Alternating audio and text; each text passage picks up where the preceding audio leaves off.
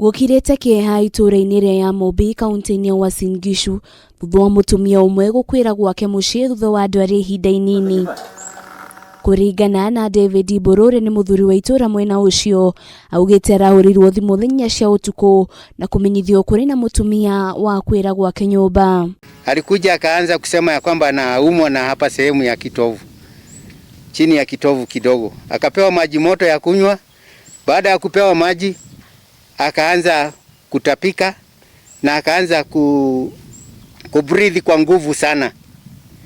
Sasa alibreathe karibu muda wa dakika 30 akarudi akaaga. Riu Aikari ituura riri maraikara kuraya na mucii uyu kuona matirataukirwo wega niki kiroragire mutumia uyu. Aliponiambia kwamba alibreathe kwa nguvu, mimi niliogopa kwa sababu Mutai Kagu anatuambia mara kwa mara ya kwamba jua jirani yako wako nayo, jua ni wewe tu hauna.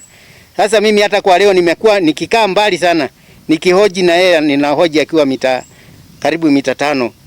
Sasa nilipohoji hivi nikaenda kwa OCS, nikamwambia mambo venye iko.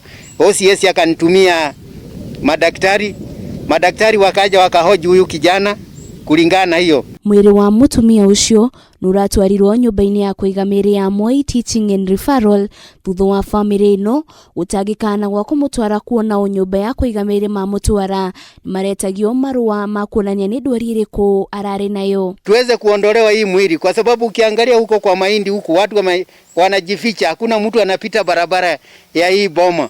Wote wameamini, lakini hakuna mtu amedhibitisha ya kwamba ni corona, lakini watu hapa wanaamini ya kwamba ni corona kwa ajili vile alikuwa anapumua. Gerifotera Kameme TV, Retorakano Wajiro, Waforo.